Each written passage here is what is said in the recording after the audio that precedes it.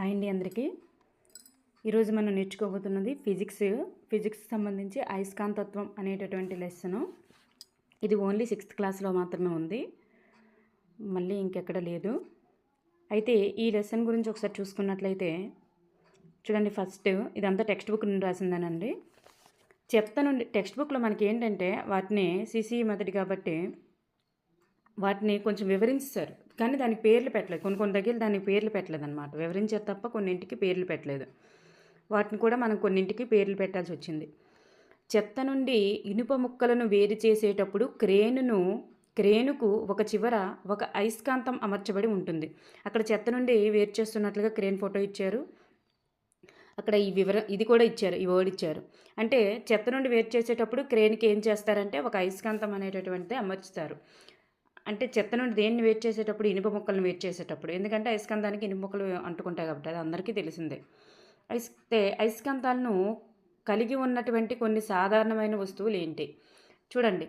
అల్మరాల యొక్క తలుపులు, ఇప్పుడు లేటెస్ట్గా పీవీసీ డోర్లు మనం పెట్టుకుంటున్నాం కదా కిటికీలకి, అవి ఆటోమేటిక్గా ఇలా డోర్ తీస్తాము, మనం వేయకపోయినా సరే ఆటోమేటిక్గా అవి వేసుకుంటాయి. అలాగే రిఫ్రిజిరేటర్ల యొక్క తలుపులు, అలాగే వాటికి అంటించేటటువంటి కొన్ని స్టిక్కర్లు ఉంటాయి, వాటిని డోర్కి మనం పెడుతుంటాం, ఫ్రిడ్జ్ డోర్కి కానీ బీరువా డోర్లకు కానీ వాటికి కూడా అయస్కాంత పదార్థాలు అనేవి ఉంటాయి. నెక్స్ట్ పెన్సిల్ బాక్సులు ఉంటాయి, అన్నీ కాదు. కొన్నింటికి ఏంటంటే మనం క్యాప్ వేయనవసరం లేదు, ఆటోమేటిక్గా అవే పడిపోతుంటాయి అన్నమాట. అలాగే పిన్ హోల్డర్స్ ఉంటాయి, అవి కూడా ఆటోమేటిక్గా వాటిని ఆకర్షించుకుంటాయి అన్నమాట. వీటిలో టెక్స్ట్ బుక్లు ఇవి ఇచ్చారు. ఓకేనండి. నెక్స్ట్ వన్ చూద్దాం. మాగ్నస్ అనేటటువంటి అయితే ఈ అయస్కాంతత్వానికి ఆ పేరు ఎలా వచ్చింది, దాని పుట్టుపూర్వోత్తరాలు చూస్తే మాగ్నస్ అనేటటువంటి గొర్రెల కాపరి పురాతన గ్రీస్కి చెందినటువంటి వారు. ఏ ప్రాంతానికంటే గ్రీస్కి చెందినటువంటి వారు. ఈయన గొర్రెల కాపరిగా పర్వతాలకు గొర్రెలను తీసుకుని వెళ్ళగా ఆయన తన చేతి కర్రకు ఒక చివర ఇనుప మొక్క అమర్చబడి ఉంటుందంట. ఆయన చూడండి, గొర్రెల కాపర్ల చేతిలో కర్ర ఉంటుంది, ఆ కర్రకు చివర ఏంటంటే ఒక ఇనుప ఏదైనా క్యాప్ లాగా దానికి కర్రకు ఉండేదేమో. అయితే అదించి ఒక పర్వతానికి ఇలా అంటుకుంటుంది అనమాట. ఆ కర్ర అంటుకోవడం చూసి ఆయన అంత లాగినా కానీ రాదు. ఆ కొండ లేదా రాయికి అతుక్కొని రాకపోవడం వల్ల ఆ రాయిని లోడ్ స్టోన్ అంటే రాకపోవడం వల్ల అప్పుడు ఆ గొర్రెల కాపరి మాగ్నస్ అనే వ్యక్తి దానికి అయస్కాంత పదార్థం ఉందని చెప్పేసి కనిపెట్టడం జరిగింది. అయితే ఆ రాయిని లోడ్ స్టోన్ ఏమంటారంటే, రాయిని లోడ్ స్టోన్ అని అంటారు. ఈ లోడ్ స్టోన్ను సహజ అయస్కాంతము అన్నారు. ఏ అయస్కాంతం అంటే దీనినే ఒక సహజ అయస్కాంతం అన్నారు. అది దేంతోనూ తయార్చబడలేదు, ఒక సహజ అయస్కాంతం అన్నమాట. ఆ రాళ్ళని ఏమన్నారంటే మాగ్నటైట్. ఈ లోడ్ స్టోన్ అంటే రాయమ్మ, ఆ లోడ్ స్టోన్ని సహజ అయస్కాంతం అన్నారు. లోడ్ స్టోన్ అనేటటువంటిది సహజ అయస్కాంతం అన్నారు. ఆ రాళ్ళకి ఏమని పేరు పెట్టారు తరువాత అంటే మాగ్నటైట్ అనేటటువంటి పేరుని పెట్టడం జరిగింది. అయితే మనకి ఇక్కడ మాగ్నటైట్ అనగానే ఏమర్థం కావాలి, ఇది ఒక సహజ అయస్కాంతం అని అర్థం కావాలి. మాగ్నటైట్ అనేటటువంటిది దీని యొక్క పేరు లోడ్ స్టోన్ అని కూడా మనం పిలుస్తామని తెలియాలి. మాగ్నటైట్ని మనం లోడ్ స్టోన్ అని పిలుస్తాము, మాగ్నటైట్ అనేది ఒక సహజ అయస్కాంతం అనే విషయం మనకు తెలియాలి. నెక్స్ట్, మాగ్నటైట్ అనేది ఇనుమును కలిగి ఉంటుంది. దేనిని కలిగి ఉంటుంది, మనకి టెక్స్ట్ బుక్లో ఈ వర్డ్ అలా ఇచ్చారు, ఇనుమును కలిగి ఉంటుంది అని. అర్థమైందండి. నెక్స్ట్ వన్ చూద్దాం. మెగ్నీషియా అనేటటువంటి ప్రాంతంలో మొట్టమొదట మాగ్నటైట్ కనుగొనబడిందని ప్రజల నమ్మకం. మాగ్నటైట్ అనేటటువంటిది ఎక్కడ కనుగొనబడింది అంటే ఆ గొర్రెల కాపరి ఆ మాగ్నటైట్ని ఎక్కడ కనుగొన్నారు అంటే మెగ్నీషియా అనేటటువంటి ప్రాంతం. అర్థమైందండి. అయితే ఇప్పుడు చూడండి, అయితే ఈ అయస్కాంతం అంటే ఏమిటి అని టెక్స్ట్ బుక్లో ఏమిచ్చారంటే ఆకర్షించే ధర్మం కలిగిన పదార్థాలను అయస్కాంతం అంటారు. ఆకర్షించే ధర్మం కలిగినటువంటి పదార్థాలనే అయస్కాంతం అంటారు. అయితే అయస్కాంతాలు అనేటటువంటివి 2 రకాలు. ఏంటి? సహజ అయస్కాంతాలు, కృత్రిమ అయస్కాంతాలు. సహజ అయస్కాంతాలు, కృత్రిమ అయస్కాంతాలు. మనకి సహజంగా లభించేటటువంటి పదార్థాలని సహజ అయస్కాంతాలని టెక్స్ట్ బుక్లో సింపుల్గా ఇచ్చారు అంతే. కానీ సహజంగా లభించే అయస్కాంతాలకి ఉదాహరణలు ఏమిటి? అదే లోడ్ స్టోన్స్ లాంటివి. భూమి కూడా ఒక రకమైన సహజ అయస్కాంతం. ఓకేనండి. అలాగే ఇనుప ముక్కల నుండి కొన్ని అయస్కాంతాలను తయారు చేయడం మొదలుపెట్టారు. ఇనుప ముక్కల నుంచి కొన్ని అయస్కాంతాలను తయారు చేయడం మొదలుపెట్టారు. వాటిని కృత్రిమ అయస్కాంతాలు అంటారు. అయితే కృత్రిమ అయస్కాంతాలు అనేటటువంటివి ఇనుప ముక్కల నుంచే తయారు చేస్తారు. ఇనుప ముక్కల నుంచే కృత్రిమ అయస్కాంతాలు అనేటటువంటివి తయారు చేస్తారు. అయితే సహజ అయస్కాంతాలు కూడా ఇనుముని కలిగి ఉంటాయి. ఇప్పుడే చెప్పుకున్నాం మాగ్నటైట్ అనేటటువంటిది ఇనుముని కలిగి ఉంటుంది అని. కృత్రిమ అయస్కాంతాలు వివిధ ఆకారాల్లో ఉంటాయి. ఈ మనం తయారు చేసినటువంటి ఇనుప ముక్కలను తయారు చేసినటువంటి అయస్కాంతాలు అనేవి వివిధ ఆకారాల్లో ఉంటాయి. ఏంటేంటి?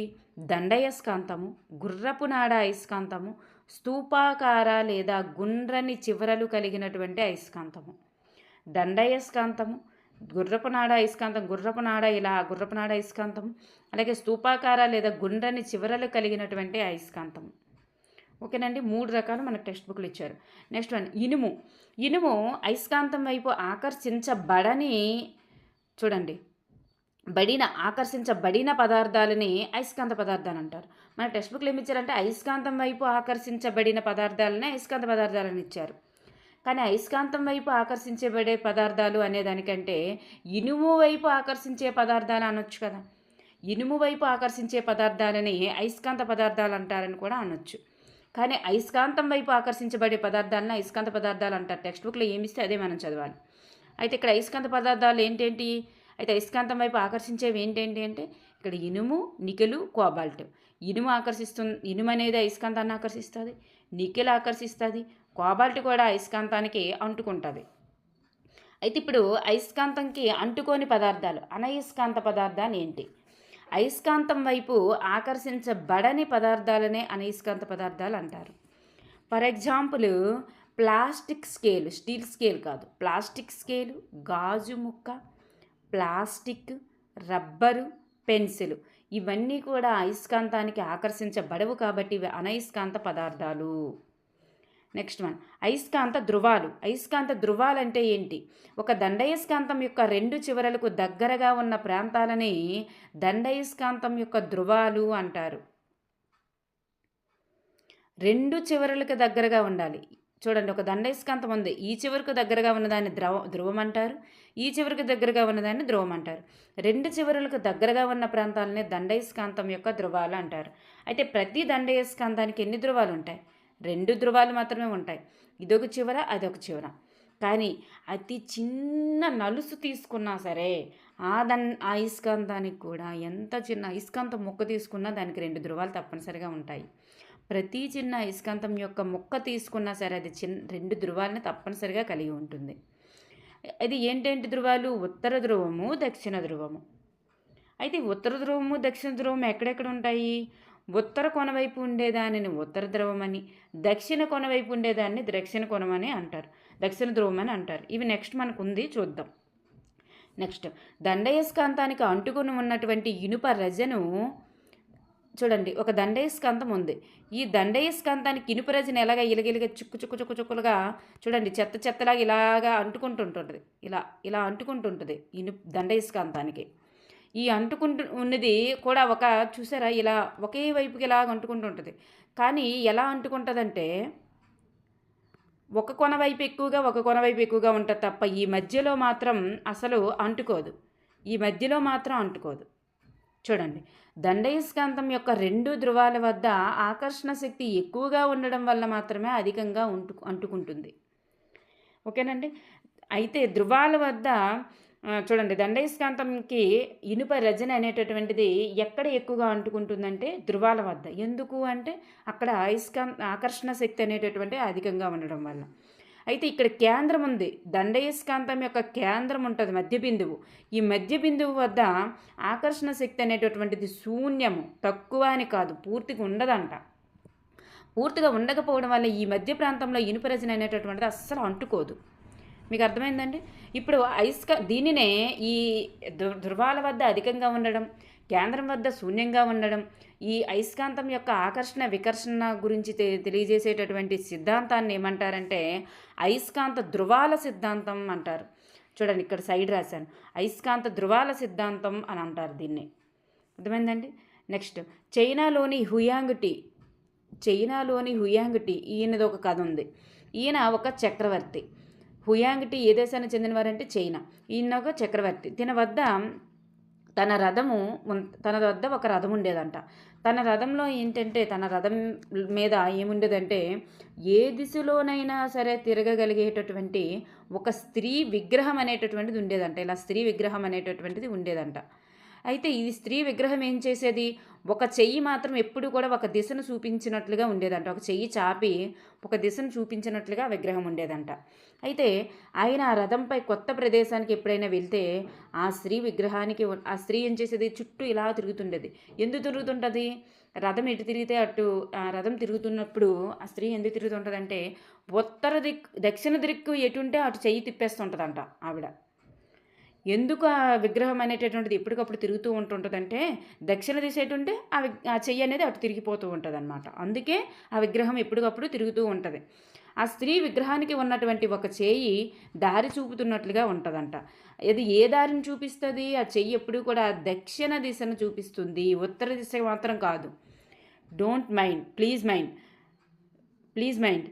ఇది దక్షిణ దిశను మాత్రమే చూపిస్తుంది, ఉత్తర దిశని మనకి దిక్చూసి అయితే ఎప్పుడు ఉత్తర దిశను చూపిస్తుంది, కానీ ఇది దక్షిణ దిశను చూపిస్తుంది. ప్లీజ్ మైండ్, గుర్తుపెట్టుకోండి. చూపుతూ నిశ్చల స్థితిలోనికి వస్తుందంట. ఎప్పుడైతే దక్షిణ దిశ అనేటటువంటిది చూపిస్తుందో వెంటనే ఆగిపోద్ది. మళ్ళీ మనం రథం కదిపామనుకోండి, ఇంకా వేరే చోటుకి వెళ్ళినప్పుడు అది తను తిరుగుతుంటుంది. ఎటువైపు తిరిగితే అటువైపు దక్షిణ దిశ వైపు చేయి చాపుతూ తిరుగుతుంటుంది అనమాట. అర్థమైందండి. సో ఈ దిశను కనుగొనేటటువంటి విగ్రహం ఉండే రథము ఎక్కడది, చైనా. ఎవరి దగ్గర, హుయాంగ్టీ దగ్గర. అయితే ఇది ఒక సూత్రం ఆధారంగా పనిచేస్తుంది. ఏ సూత్రము చూడండి, ఏ సూత్రం అంటే, స్వేచ్ఛగా వేలాడుతున్నటువంటి దండయస్కాంతం ఇప్పుడు ఒకే దిశలో నిశ్చల స్థితిలోకి వస్తుంది. ఈ సూత్రం ఆధారంగానే పనిచేస్తుంది అనమాట. అది ఉత్తర దక్షిణ దిక్కులలో నిశ్చల స్థితిలోనికి వస్తుంది. ఈ సూత్రం ఆధారంగానే అది కూడా పనిచేస్తుంది అనమాట. స్వేచ్ఛగా వేలాడుతున్న దండయస్కాంతము మాదిరిగా అది పనిచేస్తుంది అనమాట. అర్థమైందండి. సో దీనినే అయస్కాంతం యొక్క దిశాధర్మము అంటారు. సో అక్కడ కూడా అయస్కాంతం యొక్క దిశాధర్మం అనేటటువంటి సూత్రం మీదే ఇది పనిచేస్తుంది. దిశను కనుగొనేటటువంటి విగ్రహము చైనాలోని హ్యుయాంగ్టీ దగ్గర ఉన్నటువంటి రథం మీద ఉన్న విగ్రహం కూడా అయస్కాంత ధర్మం ఆధారంగానే పనిచేస్తుంది. ఓకేనండి. ఇప్పుడు చూడండి, ఈ అయస్కాంత దిశాధర్మం అంటే ఏంటి, ఇప్పుడు చెప్పాం కదా, ఒక స్వేచ్ఛగా వేలాడదీసినటువంటి దండయస్కాంతము ఎప్పుడు నిశ్చల స్థితిలోనికి వస్తుంది అంటే, ఉత్తర దక్షిణ దిశలు అనేటటువంటివి తను కనుగొన్న తర్వాత వెంటనే నిశ్చల స్థితిలోకి వచ్చేస్తుంది. సో ఉత్తర దక్షిణ దిశల్లో నిశ్చల స్థితిలోనికి వస్తుంది. దీన్ని అయస్కాంతం యొక్క దిశాధర్మము అంటారు. అయస్కాంత ఉత్తర ధ్రువం అనేటటువంటిది భూమికి ఉత్తర ధ్రువాన్ని, అయస్కాంత దక్షిణ ధ్రువం అనేటటువంటిది భూమికి దక్షిణ ధ్రువాన్ని చూపిస్తాయి అన్నమాట. అంతే కదా. అయస్కాంత ఉత్తర ధ్రువం ఎప్పుడు ఎలా ఉంటుంది, భూమి యొక్క ఉత్తర ధ్రువం వైపే ఉంటుంది. అయస్కాంతం యొక్క దక్షిణ ధ్రువం అనేటటువంటిది ఎటు ఉంటుందంటే, భూమి యొక్క దక్షిణ ధ్రువాన్ని మాత్రమే చూపిస్తుంది అన్నమాట. అర్థమైందండి. నెక్స్ట్ వన్ చూద్దాం. దిక్చూసి అనేటటువంటిది అయస్కాంత దిశాధర్మం ఆధారంగా పనిచేస్తుంది. ఇప్పుడే చెప్పుకున్నాం. అయితే స్వేచ్ఛగా వేలాడుతున్న దండయస్కాంతంలో ఉత్తర దిక్కును చూపేటటువంటి చివరను ఉత్తర కొన అని, అంతే కదా, దండయస్కాంతంలో ఉత్తర దిక్కుని ఏది చూపిస్తే దాన్ని ఉత్తర కొన అని, ఆ దక్షిణ దిక్కును చూపేటటువంటి కొనని దక్షిణ కొన అని అంటారు. అయితే ఈ ఉత్తర కొననే ఉత్తర ధ్రువం అని, దక్షిణ కొననే దక్షిణ ధ్రువం అని అంటాం. అయితే శతాబ్దాలుగా ప్రయాణికులకు చూడండి, మోస్ట్ ఇంపార్టెంట్, దిక్కులను కనుగొనడానికి ఈ లక్షణాలనే ఉపయోగిస్తున్నారు. శతాబ్దాలుగా ప్రయాణికులు దిక్కును కనుక్కోవడానికి దీన్నే ఉపయోగిస్తున్నారు. ఇప్పుడు దిక్చూసి గురించి చూద్దాం. దిక్చూసి అంటే తెలుసు కదా, ఇలా ఉంటుంది, దీనిపైన ఇలా అది కదులుతూ ఉంటుంది అనమాట. యారో మార్కు నార్త్ అయితే నార్త్నే చూపిస్తుంది. ఇప్పుడు కూడా నార్త్ వైపు అంటే ఒక రంగు వేసి ఉంటుంది కాబట్టి నార్త్ వైపు చూపిస్తుంది. ఇది దిశాధర్మం ఆధారంగా పనిచేస్తుంది. ఒక గాజు మూత కలిగినటువంటి చిన్న పెట్టె, దీనికి మీదన గాజు మూత అనేటటువంటిది ఉంటుంది. పెట్టె లోపల ఇరుసు పైన, అంటే ఇది ఒక ఇరుసు పైన అయస్కాంతీకరించబడినటువంటి సూచి ఉంటుంది. అయస్కాంతీకరించబడినటువంటి సూచి అనేటటువంటిది దీన్నే సూచి అంటారు. ఈ సూచి అనేటటువంటిది ఉంటుంది. అయితే దిక్సూచిపై దిశలు గుర్తించబడినటువంటి డయల్ కూడా ఉంటుంది. ఈ దిక్సూచిపైన దిశలు గుర్తించబడి ఉంటాయి. నార్త్, ఇది సౌత్ అని చెప్పేసి, అలాగే ఈస్ట్ వెస్ట్ అని కూడా చూపించబడి ఉంటాయి అన్నమాట. ఈస్ట్ వెస్ట్ అని కూడా చూపించబడి ఉంటాయి. నార్త్కి సౌత్కి మధ్యలో ఉన్నది ఇది నార్త్, ఇది సౌత్, ఇది ఈస్ట్, అది వెస్ట్.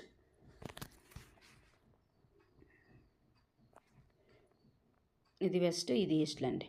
అయితే ఏదైనా కానీ అయితే ఇలా ఉన్నాయనుకోండి, అప్పుడు సూది అనేటటువంటి స్వేచ్ఛగా అమర్చబడి ఉంటుంది. డయల్ కూడా ఉంటుంది. అయితే విరామ సమయంలో దిక్చూసిపై దిశలు గుర్తించబడినటువంటి డయల్ కూడా ఉంటుంది. అక్కడ కింద పిక్చర్ దగ్గర ఇచ్చారు, ఇది డయల్ కూడా ఉంటుందని.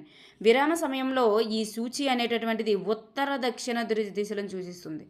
విరామ సమయంలోనే, అక్కడ కూడా విగ్రహము విరామ సమయంలోనే ఆగినప్పుడు మాత్రమే, ఎప్పుడైతే రథం ఆగిపోద్దో అప్పుడు చూపిస్తుంది అనమాట దక్షిణ దిశని. అర్థమైందండి? విరామ సమయంలోనే ఉత్తర దక్షిణ దిశలను చూపిస్తుంది.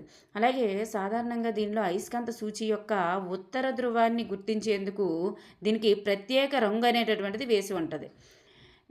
దిక్సూచి అనగానే ఉత్తర దిక్కు, అక్కడ నా విగ్రహం అనగానే దక్షిణ దిక్కును గుర్తుపెట్టుకుంటారు. అర్థమైంది కదండి? ఉత్తర దిక్కును సూచించేందుకు ఇక్కడ ఎలా చూపిస్తుంది అంటే ప్రత్యేకమైనటువంటి రంగు వేయబడి ఉంటుంది కాబట్టి. పూర్వకాలంలో నావికులు సహజ అయస్కాంతాన్ని చూడండి, పూర్వకాలంలో ఏ అయస్కాంతాన్ని అంటే సహజ అయస్కాంతాన్ని ఎల్లప్పుడూ కూడా నావికులమ్మ అంటే సముద్ర ప్రయాణం చేసేవారు సహజ అయస్కాంతం ఎల్లప్పుడూ కూడా వారు తీసుకొని వెళ్ళేవారంట. దానిని దారం సహాయంతో వేలాడదీస్తే దిశలను కనుగొనేవారు. ఈ రకంగానే అయస్కాంత దిక్సూచి అనేటటువంటిది అభివృద్ధి చెందిందనమాట. అర్థమైందా? తర్వాత అయస్కాంత దిక్సూచిని కనిపెట్టడం జరిగింది. అయితే దిక్సూచిని ఎక్కువగా ఎక్కడెక్కడ ఉపయోగిస్తారు? నావికులు వాడల్లోని అంటే నావికులు ఉపయోగిస్తారు, అలాగే విమానాల్లో ఉపయోగిస్తారు, అలాగే పర్వత ఆరోహకులు ఉపయోగిస్తారు, మిలిటరీ జవాన్లు కూడా ఉపయోగిస్తారు. గుర్తుపెట్టుకోండి, వాడల్లోనూ విమానాల్లోనూ పర్వతారోహకులు మిలిటరీ జవాన్లు ఉపయోగిస్తారు. నెక్స్ట్ వన్, అయస్కాంత దిక్సూచిని వేరొక అయస్కాంతానికి దగ్గరగా కూడా ఉంచకూడదు. ఈ అయస్కాంత దిక్సూచి పాడైపోద్ది అనమాట, మరి ఇంక పని చేయదు అంత బాగా. అందుకే 2 అయస్కాంతాలు పక్కపక్కన ఉండకూడదు. అలాగే అయస్కాంతం దగ్గరలో ఇనుప ముక్కలు ఉండకూడదు. అవి ఏముంటాయి నెక్స్ట్ చెప్తాను. ఈ సొంతంగా అయస్కాంతాన్ని తయారు చేసేటప్పుడు సొంతంగా అయస్కాంతాన్ని తయారు చేయడం. ఈ అయస్కాంతాన్ని తయారు చేసేటప్పుడు ఏం చేయాలి? ఒక ఇనుప కడ్డీ తీసుకుంటాం. చూడండి, ఇక్కడ పిక్చర్లో చెప్తున్నాను సొంతంగా అయస్కాంతం తయారు చేసే విధానం. ఇక్కడ ఒక ఇనుప కడ్డీ అనేటటువంటిది తీసుకుంటాం, అదే కృత్రిమ అయస్కాంతం తయారీ. ఇనుప కడ్డీ పైన ఒకే దిశలో, ఇప్పుడు ఒక ముక్కను తీసుకున్నాం చూడండి, ఇక్కడ ఒక ముక్కను తీసుకున్నామా, ఈ ముక్కను ఎలా రుద్దాలి? ఒకే దిశలో 34 సార్లు రుద్దాలి. చూడండి, ఇలాగే రుద్దాలి. ఈ ఏరో మార్కు, మళ్ళీ ఈ రూటే, మళ్ళీ ఈ రూటే, మళ్ళీ ఈ రూటే. కానీ ఇటు నుంచి అటు, అటు నుంచి ఇటు, ఇటు నుంచి అటు, అటు నుంచి ఇటు అలా రుద్దకూడదు. ఒకే యాంగిల్లో రుద్దాలి. ఇలా పైనుంచి ఇలా కిందికి, ఇలా పైనుంచి కిందికి, ఇలా పైనుంచి కిందికి, ఇలా 30-40 సార్లు రుద్దాలన్నమాట. అప్పుడు అయస్కాంతంగా మారకపోతే మళ్ళీ కొనసాగించాలి. ఒకే దిశలో రుద్దాలి. ఓకేనండి?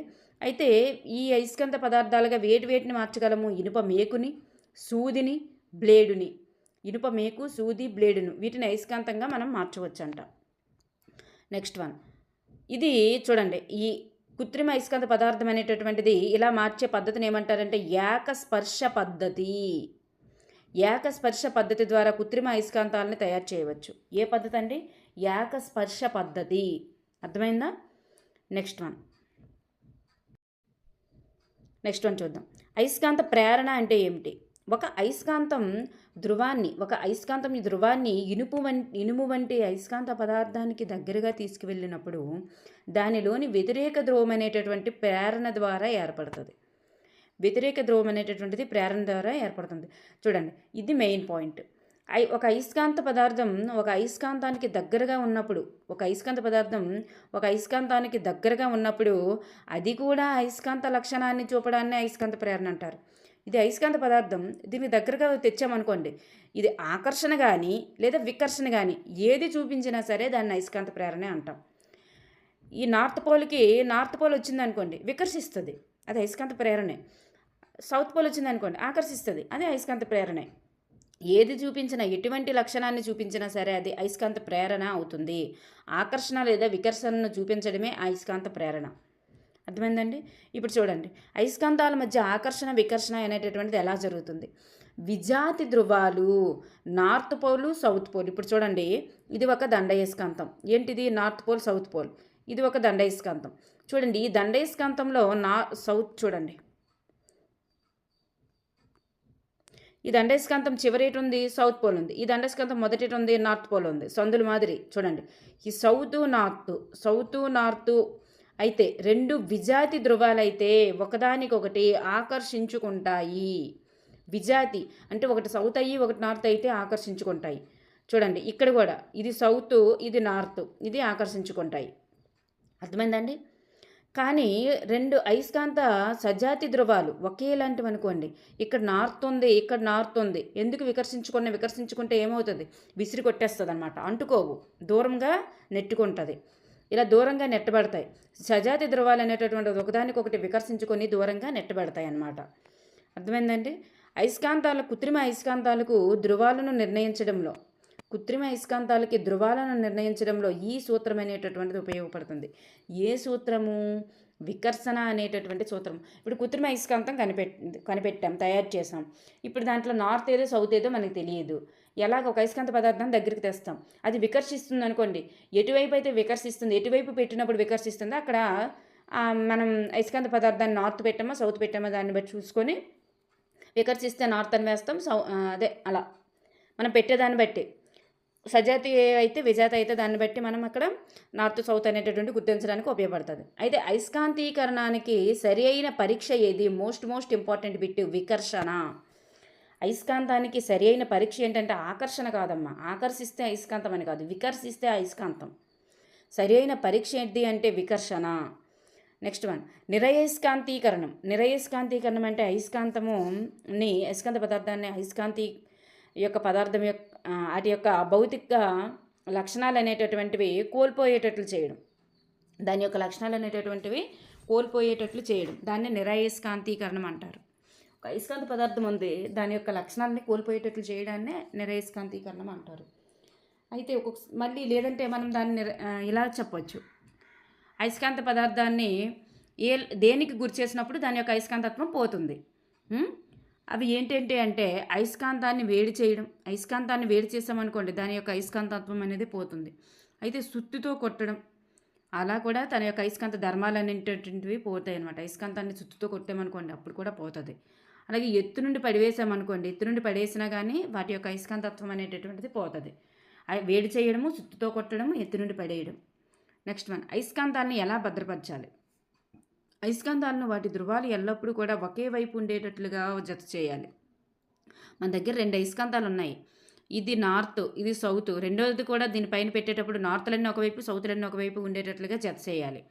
వీటి మధ్య ఒక చెక్క మొక్కను ఉంచాలి. వీటి మధ్య ఏం చేయాలంటే ఒక చెక్క మొక్క ఏంటి? అనయస్కాంత పదార్థం కాబట్టి 2 అయస్కాంతాలు అంటుకునేటట్లుగా ఉంచకూడదు. వాటి మధ్యలో చెక్క మొక్క అనేటటువంటిది ఉంచాలి. 2 మెత్తని ఇనుప మొక్కలను కూడా వీటి మధ్య ఉంచాలి. మెత్తని ఇనుము నుంచి మనకు అయస్కాంతం అనేటటువంటి తయారవుతుందమ్మా. 2 మెత్తని ఇనుప మొక్కలను కూడా వీటి మధ్య ఉంచాలి. అలాగే గుర్రపు నాడ అయస్కాంతానికి ఒక ఇనుప మొక్కను ధృవాల మధ్యలో ఉంచాలి. గుర్రపు నాడ అయస్కాంతం అనుకోండి, ఆ అయస్కాంతానికి అయితే ఇనుప మొక్కను మాత్రం ఆ 2 ధృవాల మధ్య ఉంచాలంట. చూడండి, గుర్రపనాడ అయస్కాంతం అయితే ఒక ఇనుప మొక్కను ఉంచాలంట, చెక్కని గట కాదు, ఇనుప మొక్కని ఆ ధృవాల మధ్యలో ఉంచాలంట. అయితే క్యాసెట్లు, మొబైల్స్, టీవీ, మ్యూజిక్ సిస్టమ్కి సంబంధించినవి, కాంపాక్ట్ డిస్క్లు అంటే సీడీలు, కంప్యూటర్లు, వీటన్నిటికీ కూడా అయస్కాంతం అనేటటువంటిది కొంచెం దూరంగా ఉంచాలి. వాటికి దగ్గరగా ఉంచితే ఇవి పోతాయి అన్నమాట. ఎందుకంటే వాటిలో కూడా అయస్కాంతం అనేటటువంటిది ఉంటుంది. ఇవి ఆకర్షిస్తాయి అన్నమాట. అవి ఆకర్షించడం వల్ల వాటిలో డిఫరెన్స్ అనేటటువంటిది వచ్చి వేగంగా పాడవడానికి అవకాశం ఉంటుంది. ఈ మొబైల్స్ కానీ టీవీలు కానీ ఇవన్నీ కూడా పోయే ఛాన్సెస్ ఉంటాయి అన్నమాట. నెక్స్ట్ మనకి లాస్ట్లో ఇచ్చారండి, గాలిలో తేలియాడేటటువంటి లపూట ద్వీప కళ కాదు, ద్వీపంగల లకూట ద్వీపంగల కల్పిత గాథ, ద్వీపంగల కల్పిత గాథ గల పుస్తకం ఏదంటే గలివర్ ట్రావెల్స్. దీన్ని చదవండి అని చెప్పేసి ఇచ్చారనమాట. ఇందులో అయస్కాంత ప్రమేయం అనేటటువంటిది ఉంటుందంట. గాలిలో తేలియాడింది అంటే దానిలో అయస్కాంత పదార్థం ఉన్నట్లే. గాలిలో తేలియాడింది అంటే దాంట్లో అయస్కాంత పదార్థం ఉన్నట్లుగే. ఎందుకంటే గాలిలో తేలేలాగా మనం అయస్కాంత పదార్థాల ద్వారా మనం గాలిలో తేలేటట్లుగా చేయవచ్చు. కాబట్టి గాలిలో తేలియాడే లపూట ద్వీపం గల కల్పిత గాథ అనేటటువంటిది పుస్తకం ఏంటంటే గలివర్స్ ట్రావెల్స్. నెక్స్ట్ మనకి టెక్స్ట్ బుక్లో ఉన్నటువంటి కొన్ని బ్లాంక్స్ ఫిల్ చేద్దాము. చూడండి, కృత్రిమ అయస్కాంతాలు డాష్ డాష్ మరియు డాష్ వంటి వివిధ ఆకృతుల్లో తయారు చేయబడ్డాయి. కృత్రిమ అయస్కాంతాల్లో ఏ ఆకారం? గుర్రపనాడ అయస్కాంతం, దండయస్కాంతము, గుర్రపనాడ అయస్కాంతము. అలాగే మనకి ఇంకొకటి ఏంటి, స్తూపాకార లేదా 2 చివర్లా కూడా సమతల అదే వృత్తాకారంగా ఉన్నటువంటి తలాలు కలిగినటువంటివి అనమాట. ఆ ఆకారంలో కూడా ఉంటాయి. నెక్స్ట్ అయస్కాంతంచే ఆకర్షించబడే పదార్థాలని అయస్కాంత పదార్థాలు అంటారు. కాగితము అనేటటువంటిది డ్యాష్ పదార్థం కాదు. కాగితం అనేటటువంటిది ఏ పదార్థం కాదు, అయస్కాంత పదార్థం కాదు. గతంలో నావికులు డ్యాష్ వేలాడదీయడం ద్వారా దిక్కులను కనుగొనేవారు. దేన్ని వేలాడదీయడం ద్వారా? సహజ అయస్కాంతాలను వేలాడదీయడం ద్వారా నావికులు దిక్కులను కనుగొనేవారు. అయస్కాంతం ఎల్లప్పుడూ ఏ ధృవాలను కలిగి ఉంటుంది? అయస్కాంతం ఎల్లప్పుడూ ఉత్తర దక్షిణ అనేటటువంటి 2 ధృవాలను కలిగి ఉంటుంది. తప్పొప్పులను గుర్తించమని ఇచ్చారు. ఒక స్థూపాకార అయస్కాంతానికి ఒకే ఒక ధ్రువం ఉంటుంది.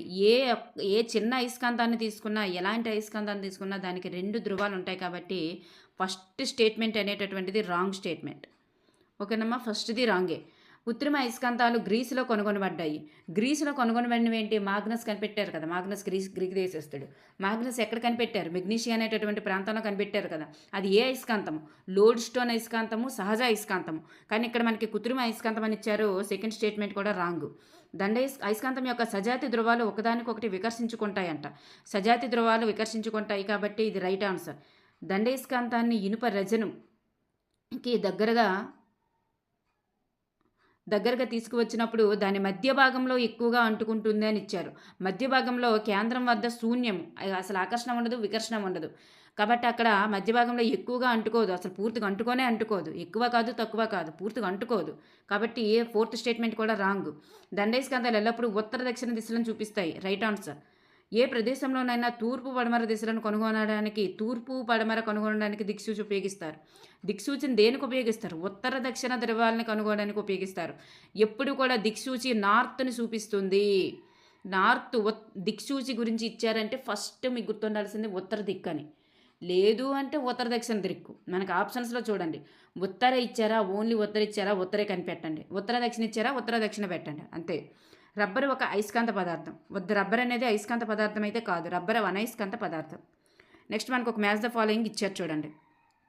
పడవ అనేటటువంటిది అయస్కాంతం వైపు ఆకర్షించబడుతుందంట. పడవ అయస్కాంతం వైపు ఆకర్షించబడాలి అంటే ఏం చేయాలి? పడవ కూడా ఒక అయస్కాంత పదార్థం అయి ఉండాలి కదా. పడవ కూడా అయస్కాంత పదార్థంతో తయారు చేయబడింది అనేది ఆన్సర్ అవుతుంది. అది అయస్కాంత పదార్థంతో తయారు చేయబడితేనే కదా ఆకర్షించబడుతుంది. నెక్స్ట్ వన్, అయస్కాంతం వల్ల పడవ ప్రభావితం కాలేదు. అప్పుడు ఏమవుతుంది? పడవ అనేది అనయస్కాంతంతో తయారు చేయబడింది. ఇప్పుడు రబ్బరు అలాంటి దాంతో ప్లాస్టిక్తో తయారు చేయబడుతుంది. అయస్కాంతం వైపు ప్రభావితం అవుతుంది? అవ్వదు కదా. అయస్కాంతం యొక్క ఉత్తర ధ్రువాన్ని పడవ దగ్గరికి తీసుకువస్తే అయస్కాంతం వైపు కదులుతుందంట. అప్పుడు ఉత్తర ధ్రువాన్ని చూడండి, అయస్కాంతం యొక్క ఉత్తర ధ్రువాన్ని పడవ దగ్గరికి తెచ్చారు. ఇక్కడ అయస్కాంతం అనేటటువంటి ఉత్తర ధ్రువాన్ని తీసుకువచ్చారు. అయితే పడవ ఈ చివర ఏది ఉన్నట్లు? దక్షిణ ధ్రువం అనేటటువంటిది ఉన్నట్టు. ఎందుకంటే ఆకర్షించింది. అయస్కాంతం వైపు కదులుతుంది, అయస్కాంతం వైపు వెళ్తుంది. అయస్కాంతం వైపు కదులుతుంది అంటే ఆకర్షిస్తుంది అంటే ఏముండాలి? పడవ చివర ఏముండాలి? పడవ తలవైపు దక్షిణ ధ్రువం ఉండేలా అయస్కాంతం అమర్చబడినట్లు అర్థం. అలాగే ఉత్తర ధ్రువాన్ని పడవ తల దగ్గరికి తెచ్చారనుకోండి. ఇక్కడ పడవ ఉంది, ఈ పడవ దగ్గరికి చూడండి, ఉత్తర ధ్రువాన్ని పడవ తల దగ్గరికి తీసుకువచ్చినప్పుడు అది చూడండి, మీదన ఉత్తర ధ్రువం అని ఇచ్చారు, కిందన కూడా ఉత్తర ధ్రువం అని ఇచ్చారు. ఇక్కడ దక్షిణ ధ్రువం అని తీసుకోవాలి మనం. ఉత్తర ధ్రువాన్ని పడవ తల దగ్గరికి తీసుకువచ్చినప్పుడు అది అయస్కాంతం నుండి దూరంగా కదులుతుంది. ఓకే, దూరంగా కదులుతుంది అన్నారు కాబట్టి ఓకే, రైట్ ఆన్సర్. చూడండి, దండయస్కాంతం యొక్క ఇప్పుడు ఉత్తర ధ్రువాన్ని తెచ్చినప్పుడు ఇది దూరంగా వెళ్ళిపోతుందంట, వికర్షించబడుతుంది. అప్పుడు ఏమున్నట్లు అక్కడ? ఈ ఉత్తర ధ్రువానికి ఈ చివరి ఏమున్నట్లు? సజాతి కదా, వికర్షిస్తాయి. ఇక్కడ కూడా నార్త్ ఉన్నట్లే అర్థం అనమాట. సో పడవ యొక్క తల ఉత్తర ధ్రువం కూడా దానిలో అయస్కాంతం అమర్చబడింది. ఉత్తర ధ్రువం ఉండే విధంగా దానిలో అయస్కాంతం అమర్చబడింది అని అర్థం. అలాగే పడవ తన దిశను మార్చుకోకుండా తేలుతుంది అన్నారంటే దానికి మీనింగ్ ఏంటంటే పొడవు వెంబడి ఒక చిన్న అయస్కాంతం అమర్చబడి ఉంది అని అర్థం. పడవ యొక్క పొడవు వెంబడి ఒక చిన్న అయస్కాంతం అమర్చబడి ఉంది అని అర్థం. ఓకేనండి, థ్యాంక్ యూ ఎవ్రీవన్.